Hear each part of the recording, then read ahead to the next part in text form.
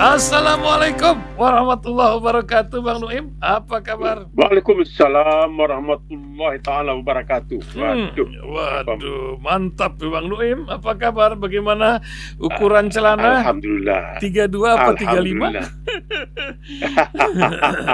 Nampaknya sekarang orang yang lebih banyak angkanya itu lebih dekat katanya kepada pertemuan dengan Rasulullah atau menghadap Allah. Ini memang Menteri Kesehatan ada saja. Hari ini urusan gaji yang lebih gede, katanya lebih sejahtera atau lebih sehat. Tapi wallahu alam. Yang pasti orang-orang tajir di Timur Tengah ini, bin Salman, ada dari Qatar, dari Uni Emirat Arab, berbanding terbalik dengan keadaan di Gaza. Akankah sebuah cerita Bang Nuim bisa sampaikan ketika bukan makanan yang datang, malah roket-roket baru yang sampai di Gaza hari-hari ini? Luar biasa. Juga masalah orang-orang yang pindah agama. Apa yang akan terjadi dengan religiusitas generasi Z ke depan? Ini juga menjadi catatan. Dan apa yang Bang Nuim lihat pula tentang Cina yang luar biasa. Konstelasi dunia nampaknya berubah setelah Pakistan dan India lagi-lagi meluncurkan senjata terbarunya, roket Cing. Apakah Bang Nuim dengar tentang cacah atau sensus yang ada di India? Ini akan mensensus masalah kasta, sudra apa? Iya. Ini kan sudah 94 tahun ditinggalkan, kok balik lagi ke sana. Dan sukseskah Yaman dengan kegigihannya menghadapi Israel? Silakan Bang Nuim, di luar urusan Rusia dengan Ukraina yang nampaknya akan berunding bentar lagi di Turki. Tafadhal Bang Nuim Hayat. Ya, menarik ya, karena dalam kunjungannya misalnya ke Timur Tengah baru-baru ini ada beberapa catatan yang bisa diperoleh, bahwa sebenarnya Trump katanya ingin membujuk Libya dengan memberikan iming-iming, katanya akan memberikan sekian miliar dolar kalau Libya bersedia untuk menampung para pengungsi dari Gaza, atau bukan pengungsi lah, orang-orang yang diusir oleh kekerasan senjata Israel dari Gaza. Tetapi Libya mengatakan, tidaklah, terima kasih, kami sendiri sudah punya beban, sudah punya masalah. Menariknya adalah bahwa kabarnya dalam hal Arab Saudi, Trump sudah mengatakan Amerika tidak lagi akan menentang kalau Arab Saudi ingin mengembangkan tenaga nuklir. Ini menarik sekali, padahal sebelumnya katanya Amerika mengatakan Arab Saudi akan dibenarkan, seakan-akan Amerika ini menganggap dirinya sebagai polisi internasional dan punya wewenang dan wibawa, bukan hanya wewenang tapi juga wibawa. Mengatakan tidak mungkin boleh ada negara lain memiliki senjata nuklir tanpa persetujuan antara lain oleh Amerika Serikat. Tapi nampaknya Arab Saudi akan diberikan kesempatan, antara lain tentunya maksudnya adalah supaya mengimbangi Iran yang dikatakan memiliki kemampuan nuklir tetapi bukan kemampuan persenjataan nuklir. Ini belum bisa terbukti. Yang kita ketahui, Pakistan secara diam-diam sempat mengembangkan senjata nuklir. India juga punya senjata nuklir. Tapi yang paling hebat adalah Israel. Punya senjata nuklir tapi tidak berani diungkapkan, tidak berani diucapkan. Bahkan Obama ketika ditanya apakah Israel punya senjata nuklir, jawabnya tidak ada komentar, tidak mau, takut dia, karena dia mengetahui apa yang pernah kabarnya terjadi terhadap seorang presiden Amerika, yaitu John Kennedy, ketika mengetahui Israel punya senjata nuklir, mengatakan itu tidak boleh, karena peraturan undang-undang hukum internasional mengatakan tidak diperbolehkan negara seperti Israel memiliki senjata nuklir. Tidak lama kemudian dia menjadi korban dari senjata lain, ya, merupakan peluru yang ditembakkan ke dirinya. Jadi di sini kita melihat bahwa Trump mulai bisa main tolak angsur, kata orang Malaysia, yaitu tenggang menenggang. Arab Saudi tidak mau membuka hubungan diplomatik dengan Israel, tidak apa-apa, tapi Arab Saudi akan diperbolehkan memiliki kemampuan nuklir dalam bentuk barangkali untuk maksud-maksud tujuan yang aman dan lain sebagainya. Itu satu hal yang barangkali merupakan hasil dari kunjungan Donald Trump ke Timur Tengah.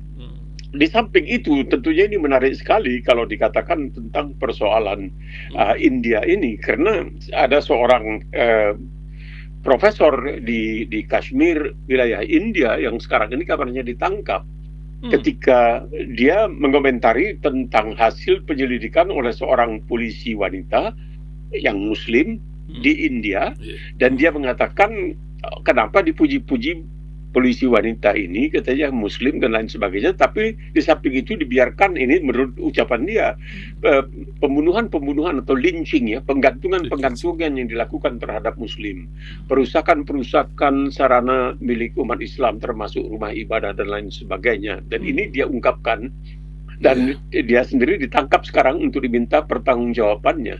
Dan ini menarik ya, kalau di India, bahwa sekarang ini persoalan kasta akan bangkit kembali. Padahal ini sudah menjadi di zaman ketika Indira Gandhi masih presiden, beliau itu menyediakan posisi khusus di dalam public service, di dalam pemerintahan. Di dalam pemerintahan dia menyediakan jabatan-jabatan khusus untuk orang-orang yang disebutkan sebagai yang dalam bahasa paria, atau orang yang tidak boleh disentuh, saking kotornya dan lain sebagainya. Nah, sekarang ini akan dikembalikan dalam sensus yang akan dilakukan oleh India ini. Nah, saya pernah menanyakan ketika ada suatu pertemuan, bukan pertemuan lah, diskusi mengenai apa yang disebutkan antar agama. Dan di situ ada seorang pembicara dari India, dan dia berbicara tentang Hindu, dan dia mulai mengkritik Islam dan lain sebagainya. Lalu saya katakan, bagaimana saudara bisa mempertanggungjawabkan tentang Sadra ini adalah orang-orang yang tidak boleh disentuh, orang-orang yang paling hina di India. Sudra, ya. Iya, orang Sudra ini dia mengatakan begini, oh, saudara tidak bisa paham kalau saudara tidak menjadi seorang Hindu. Saya kaget. Jadi dia mengatakan, saudara akan memahami kenapa adanya sistem, misalnya Brahma, ada sistem ini, itu semua. Dan yang paling ini adalah orang-orang yang disebutkan sebagai, waktu itu oleh Mahatma Gandhi juga disebutkan sebagai anak-anak Tuhan, katanya. Saking cintanya Tuhan kepada mereka diciptakan begitu banyak jumlahnya di India. Padahal mereka misalnya tidak boleh melewati kampung. Kalau itu kampung itu bukan kampung dari kasta terendah, mereka mesti keliling. Mereka tidak boleh mengambil air dari perigi, telaga atau sumur yang sama dengan orang-orang lain. Jadi ini menarik. Tetapi ada satu hal yang sangat menarik. Apa, Bang? Dan ini barangkali bagi banyak orang akan payah masuk di akal. Selama ini dikatakan Indonesia adalah negara berpenduduk Muslim terbesar di dunia. Benar kan? Indonesia adalah negara berpenduduk Muslim terbesar di dunia. Tetapi menurut perhitungan Pusat Penelitian Pew, PEW di Amerika, yang sangat terkenal dan sangat diakui, ya, bahwa objektif, adil, tidak berpihak dan lain sebagainya, Pew ini mengatakan nanti dalam waktu dekat, ketika diadakan sensus, dahulu istilahnya di Indonesia cacah jiwa, tapi sekarang pakai bahasa asing karena bahasa kita sudah diterima di ajang internasional, jadi perlu pakai bahasa asing. Jadi sensus katanya nanti akan menunjukkan bahwa penduduk Muslim di India akan melampaui jumlahnya dari penduduk Muslim di Indonesia. Sekarang saja penduduk Muslim di India itu sudah lebih banyak dari penduduk Muslim di Pakistan. Itu kan menariknya kalau kita melihat. Jadi, tapi ini perhitungan Pew yang sangat diakui oleh masyarakat internasional karena selalu terbukti benar, bahwa pada akhirnya nanti bukan saja Islam akan menjadi agama terbesar di dunia, tetapi juga bahwa di India jumlah umat Islam akan melampaui jumlah umat Islam di Indonesia. Ini adalah sesuatu yang sangat menarik untuk diperhatikan, ya. Ya, ini menarik. Tapi kalau jadi dikatakan bagaimana Tiongkok yang berpihak kepada Pakistan, nampaknya Pakistan tidak lagi bisa atau tidak lagi mungkin untuk sementara ini dikalahkan dengan mudah seperti di masa-masa lalu. Di masa lalu kita tahu Pakistan kehilangan daerah timurnya yang sekarang disebutkan sebagai Bangladesh dalam perang, ketika terjadi perang dengan India dan sebagainya.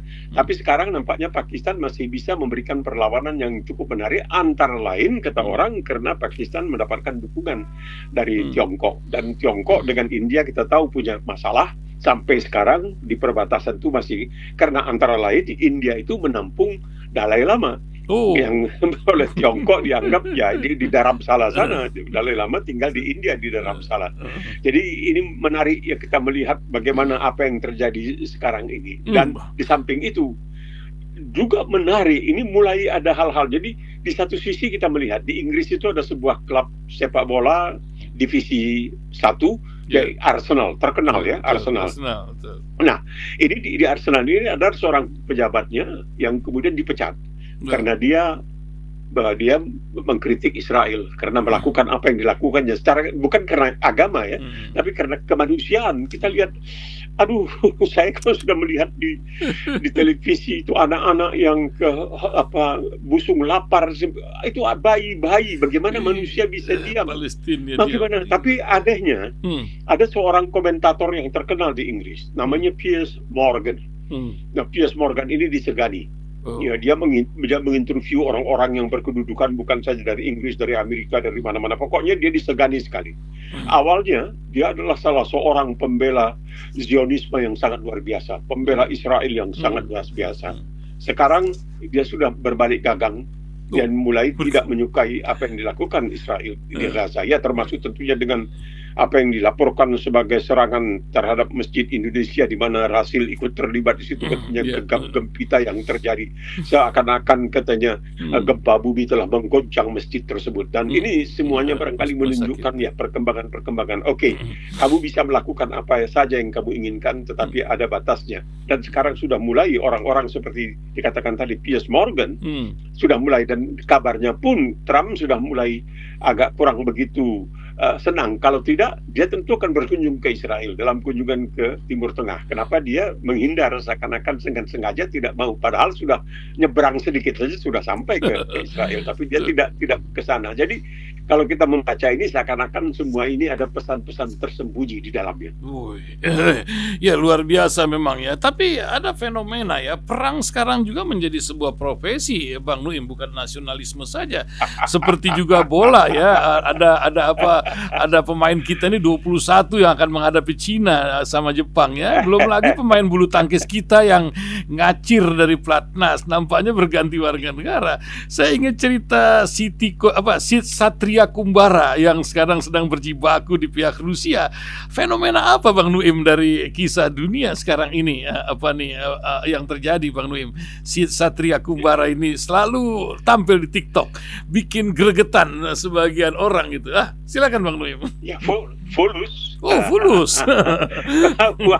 Gitu. Coba dibayangkan, seorang ini ceritanya begini, bahwa katanya ini laporan yang beredar, seorang tentara asing yang bergabung dengan tentara Rusia itu dibayar $15.000 sebulan.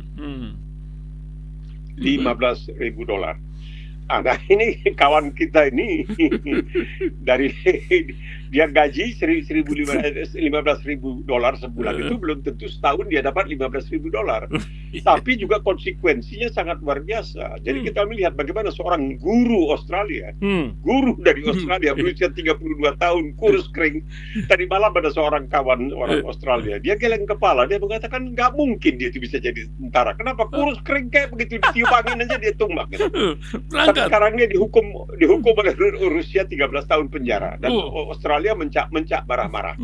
Tapi tidak perlu heran, Bung Ihsan, karena kita mengetahui Prancis itu yang sebenarnya sebagai bangsa sangat kejam ya, sangat kejam terutama terhadap umat Islam ya. Luar biasa kejamnya Prancis itu. Tidak usah ditutup-tutupi, paling tidak di masa lalu, tapi itu merupakan bagian dari sejarah dan kita tidak boleh melupakan sejarah. Walaupun kita bangsa Indonesia ini seakan-akan lupakan sejarah. Itu yang namanya Prancis itu punya foreign legion dulu.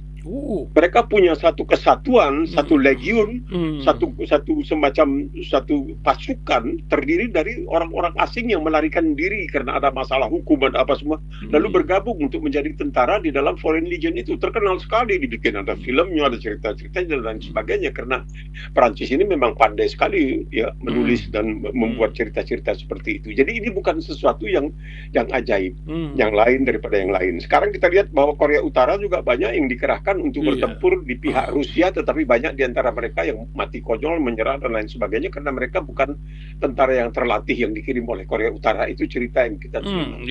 Nah, tentang adanya orang Indonesia, tentang adanya atlet-atlet Indonesia yang menyeberang, ya ini kan bukan pertama kali.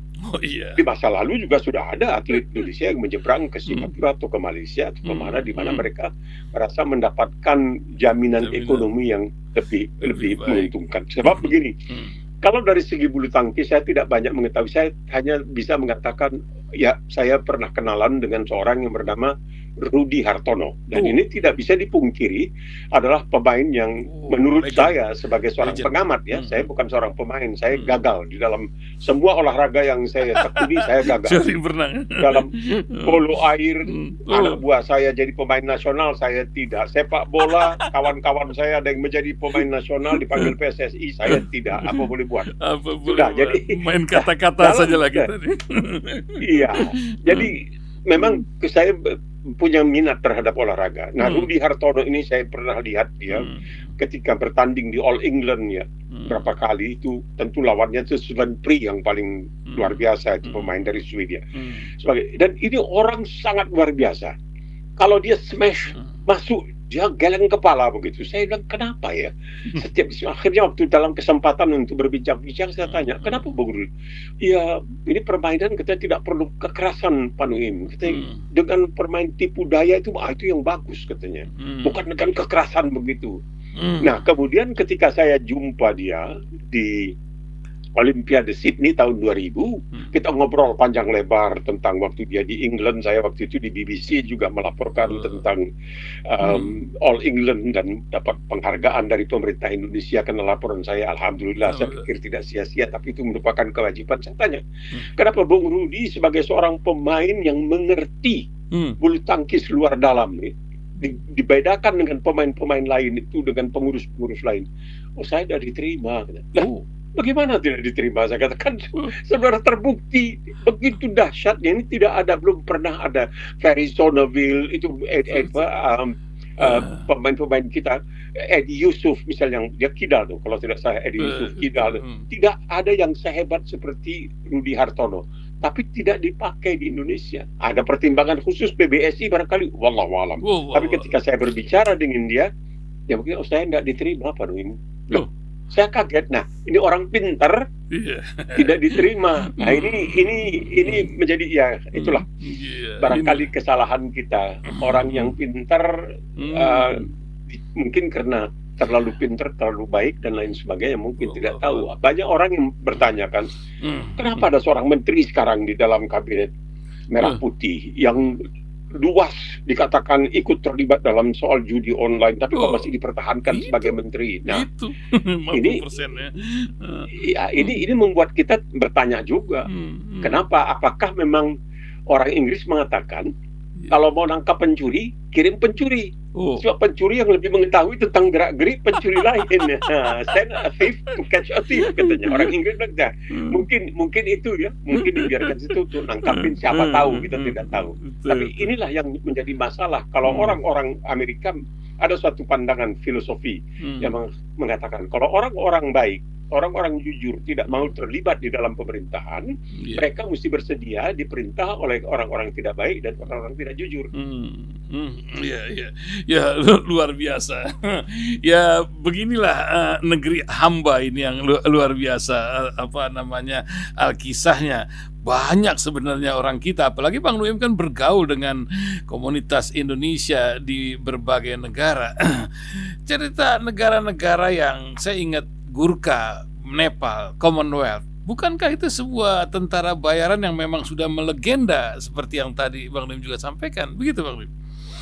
Ya, kan masalahnya begini, kalau di orang-orang Gurkha itu, orang-orang dari Nepal, itu setiap anak laki-laki itu punya cita-cita untuk menjadi Gurkha.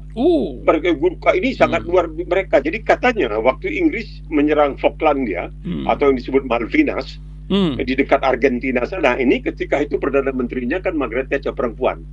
Sehingga banyak yang mengatakan kalau pada waktu itu Perdana Menteri Inggris seorang laki-laki, tidak akan mungkin Inggris akan menyeberangi lautan Atlantik untuk menyerang Argentina di Malvinas. Tetapi itulah yang dikatakan oleh seorang pujangga Inggris. Orang pujangga Inggris ya, dia mengatakan bahwa heaven hath no rage, no hell a fury like a woman's court. Artinya di akhirat sana tidak ada kemarahan seperti katanya kemarahan seorang perempuan yang mengatakan melebihi kemarahan api neraka. Nah, Masya itu dia. Jadi kalau Allah. ada seorang perempuan tersinggung atau disinggung dan lain sebagainya, kemarahannya itu bisa melebihi kemarahan api neraka yang begitu dahsyat. Nah, inilah dia. Orang seperti Margaret Thatcher sebagai Perdana Menteri Inggris, perempuan yang punya kekaguman katanya sangat luar biasa terhadap B.J. Habibie, ya. Jadi orang yang punya kekaguman terhadap seorang bernama B.J. Habibie karena dia seorang ahli kimia. Suaminya penjual permadani kalau saya tidak salah di Inggris. Nah, dia sangat kagum pada B.J. Habibie katanya. Cuma B.J. Habibie di Indonesia diejek-ejek. Caranya ngomong dan itu diejek-ejek karena dia orang pintar. Karena dia orang pintar. Ini dia masalah kita sekarang ini. Orang-orang pintar itu diejek. Jadi itulah katanya, kalau bukan Perdana Menteri Inggris seorang perempuan, tidak mungkin seorang Perdana Menteri Inggris laki-laki akan mengerahkan bala tentara ke nyeberang Lautan Atlantik untuk menyerang Argentina yang mendadak menduduki Kepulauan Malvinas. Nah, disitulah katanya Gurkha itu sangat berperan. Ceritanya, apakah ini benar atau tidak, bahwa mereka banyak membunuh tentara Argentina yang telah menduduki Pulau Malvinas atau Falklandia, itu bukan dengan senjata, tapi dengan pisau, dengan semacam ada kukrit. Mereka punya pisau yang namanya kukrit yang bengkok, itu macam pisau simitar yang dipakai di Timur Tengah. Saking hebatnya itu mereka datang dari belakang katanya langsung menyembelih leher tentara Filipina. Makanya kita lihat maksudnya Argentina, kita lihat di daerah-daerah seperti di Hong Kong itu banyak yang menjaga bank itu adalah orang-orang Gurkha yang ditinggalkan oleh Inggris di situ. Waktu Inggris pernah berkuasa di Hong Kong, mereka membawa orang-orang Gurkha yang sangat luar biasa katanya. Mereka tuh tidak punya ambisi, tidak ada. Mereka hanya mau mengabdi dengan mendapatkan bayaran dan nanti ada pensiun untuk keluarga mereka. Jadi anak-anak laki-laki di Nepal itu katanya punya cita-cita satu saja. Kadang-kadang mereka harus jalan berpuluh-puluh kilometer naik gunung turun gunung untuk bisa mengikuti ujian apakah bisa diterima untuk nanti menjadi seorang tentara yang juga merupakan tentara bayaran untuk Inggris. Ya luar biasa ya, emang dunia ini ya, bola, badminton, semua tentara. Masya Allah. Bang Nuim, apa yang mesti diperhatikan? Ini ada singgung Menteri Kesehatan, bayaran orang, maksudnya gaji orang kalau lebih dari 15 juta dibanding sama yang 5 juta, katanya lebih sehat yang 15 juta. Tapi juga ukuran celana pun menjadi sorotan. Entah nih Pak Menteri nggak tahu celananya Pak Prabowo ukuran berapa gitu. Lebih cepat menghadap Allah dalam hal kesehatan. Dan bagaimana seorang Nuim Hayat yang sudah menjalani hidup dengan kesehatan yang Allah berikan, alhamdulillah, mungkin bisa memberikan sebuah ingatan untuk kita semua dibanding seorang Menteri Kesehatan. Silakan, Bang. Iya, kan orang Inggris suka mengatakan mulut kamu harimau kamu yang mengerkah diri kamu. Jadi kita kadang-kadang dalam soal makan minum itu tidak tidak menjaga makan minum. Rasulullah SAW mengatakan, isilah perut kamu itu sepertiga dengan makanan, sepertiga dengan minuman, dan sepertiga untuk udara. Di samping itu Al-Quran mengingatkan kita, makanlah halalan tayyiban. Jadi bukan halalan wa tayyiban, halalan tayyiban, jadi satu. Nah, ini penting.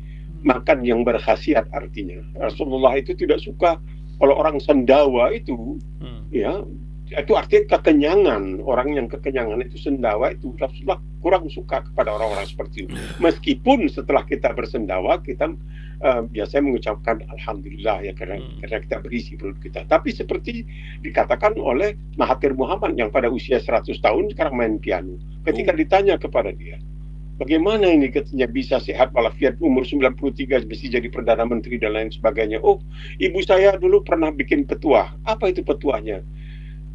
Makan berpada-pada. Artinya sesuai, dia tidak mau mengatakan karena ini merupakan petuah dari Rasulullah SAW. Dia mengatakan makan berpada-pada. Jangan semau-maunya diisi perut itu, dan makanlah halalan tayyiban. Jadi Rasulullah itu suka makan yang berkhasiat. Termasuk misalnya Rasulullah itu suka katanya kalau makan anggur, unap itu unap ada anggur dan bijinya, itu bijinya dikunyah. Dan itu bijinya sekarang dikatakan biji anggur itu ada khasiatnya. Tapi di Australia ini payah mencari anggur yang tidak ada biji. Tidak ada biji Sudah dibikin semua. GMO. Tadi malam saya GMO semua, ya betul ya. Jadi tadi malam saya disuguhin anggur hitam itu yang manisnya luar biasa. Lonjong-lonjong gitu minta ya. maaf. Saya bilang minta maaf. Bukan saya tidak mau, bukan saya sombong, tapi ini terlalu manis. Ya, tapi ini kan gulanya gula alamiah, benar. Saya pagi-pagi, alhamdulillah saya sudah makan 1 potong pepaya, 1 potong nanas, 1 apel, 1 jeruk, 1 buah per. Dah, saya makan yang begitu. Dah, bisa kenyang, alhamdulillah bisa kenyang. Sahur, ya sahur kalau bulan puasa saya juga makan itu. Jadi jagalah makanan kamu, 1. Kedua, kita juga perlu tetap giatlah bergerak badan, karena otot-otot kita itu semakin tua dia semakin lemah. Kalau tidak dijaga terus, dia akan merosot terus menjadi, dalam tanda kutip, menjadi lapuk. Jadi yang penting itu jaga makanan halalan thayyiban dan makan berpada-pada dalam segala urusan kita.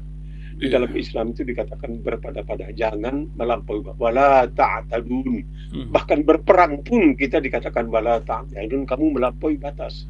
Jangan hanya segalanya itu adalah berpada-pada. Itu saya mencoba. Ini bukan berarti nanti pasti akan hidup kekal abadi, tidak. Ini baru kemarin dahulu laporan di Australia mengatakan seorang mantan pemain sepak bola Australia yang itu permainan luar biasa hebatnya, pada usia 41 tahun tiba-tiba jatuh meninggal dunia begitu saja. Jadi idza jaa ajaluhum itu kita tidak bisa tahu. Tetapi kita mesti menjaga. Kita mesti menjaga untuk mendapatkan kesehatan. Alhamdulillah, dengan makan menjaga bukan saja halalan thayyiban tetapi juga diet yang berkhasiat. Jadi kalau saya misalnya ditanya orang sarapannya apa, ya itulah pepaya saya kupas sendiri, nanas saya kupas sendiri, apel saya potong sendiri. Itu semua saya campur semua, dan tidak tahu kenapa ulang kaleng saya makan ulang kaleng. Kenapa? Katanya ulang kaleng itu sebagai pelumas sendi-sendi kita. Wallahu alam. Ini cerita orang tua-tua. Tapi saya pikir tidak ada salahnya karena tidak ada gulanya, tidak ada garamnya, dan ya mudah-mudahan berkhasiat. Dan jangan lupa berolahraga, itu juga penting. Termasuk salat itu bagian dari olahraga kita. Nah itu dia salat tahajud dan sunnah-sunnah lainnya. Masya Allah. Idul Adha 18 hari lagi. Di Australia 6 Juni kah? Atau persiapan apa orang-orang Muslim di Australia? Ya sudah, korban sudah mulai ditawarkan. Korban sekitar $200 lah. Gitu. Jadi sekitar 2 jutaan kalau yang kongsi dan lain sebagainya. Ya ada $180, ada yang $200 dan sebagainya, tergantung mau kongsi yang mana. Ya musim haji. Jadi kemungkinan tanggal 6 pada hari Jumat. Nah, ini jadi sebagai barangkali bisa dimasukkan sebagai pesan terakhir itu yang dikatakan oleh orang. Kita tahu sekarang ini sudah berkumpul di Arab Saudi itu berangsur-angsur sudah berkumpul. Nanti mungkin labbaik Allahumma labbaik, labbaik la syarika lak labbaik, itu kan mungkin sampai 2 juta orang nanti kan. Masya Allah. Nah ini menariknya begini Bung Ihsan. Apa Bang? Di abad ke-10 ada seorang ahli ilmu bumi Arab, dari orang Arab, seorang ahli ilmu bumi yang ketika dia menilai Makkatul Mukarramah itu dia mengatakan dalam bahasa Indonesia ya kira-kira, Mekah bukan saja diliputi udara yang panasnya bisa menyesakkan 47-48 derajat Celcius dengan angin yang seolah hendak merenggutkan nyawa, melainkan juga kerumunan lalat yang laksana awan berarak di siang hari dan nyamuk di malam hari. Ya, dikelilingi pegunungan, hampir tidak masuk akal saking tandusnya. Coba lihat Mekah itu, kalau nanti ke Mekah lihat tandusnya itu bukan tanpa ada segenggam pun tanah di tengah-tengah bebatuan tajam. Ada 2 juta orang ke sana. Nah, kenapa? Nah ini karena kepada Muhammad SAW telah diberikan suatu kewajiban, tugas yang sangat luar biasa. Beliau jadi sesuai dengan petuah dari ibundanya Aminah, ketika Aminah sudah diambang kematian pada waktu itu di Madinatul Munawwarah, dan dia mengatakan kepada anaknya, ya waladi, kamu menjadi pengubah dunia. Kun rajula, ya Muhammadun kun rajula, kau ubah dunia ini penuh dengan ketidakadilan. Kau lihat di Mekah itu bagaimana orang kaya-kaya itu menindas orang miskin dan lain sebagainya. Tidak, kamu pun rajulah, kau ubah dunia ini. Alhamdulillah dalam waktu 23 tahun beliau berhasil. Karena Muhammad SAW diutus untuk seluruh umat manusia. Dari yang hitam legam sampai yang putih melepak, putih bersih. Membawa apa yang disebutkan dalam Islam rahmatan lil alamin. Dan bagi kita umat Islam, Nabi Muhammad SAW adalah Rasul yang luar biasa, yang membawa kitab yang luar biasa, Al-Quranul Karim, dalam bahasa yang luar biasa. Demi terciptanya apa yang disebutkan baldatun thayyibatun wa rabbun ghafur, gemah haripah loh janawi. Amin ya rabbal alamin. Masya Allah, Masya Allah. Terima kasih Bang Nuaim Hayat, luar biasa bincang-bincang 30 menit kita lebih sedikit tentang berbagai cerita dari Timur Tengah hingga Timur Jauh sini. Masya Allah. Terima kasih Bang Nuaim, sampai bertemu Senin mendatang. Kita doakan selalu sehat dan bermanfaat untuk banyak orang. Assalamualaikum warahmatullahi wabarakatuh.